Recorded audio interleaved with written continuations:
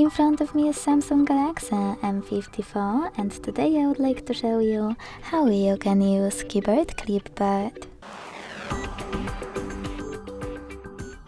All you need to do is launch your keyboard, copy or cut any text, and firstly, to paste it right away, click on it at the top of your keyboard. But if you want to paste it later on, click on Clipboard icon and tap on your text here. To pin it, hold it, use this pin icon at the top right corner and wait. You can unpin it the same way. To delete it, hold your text again and this time use pin icon. Then confirm your choice in the pop-up. To go back to standard keyboard, click at the top left corner. Thanks so much for watching. If you enjoyed this video, leave a like, comment and subscribe.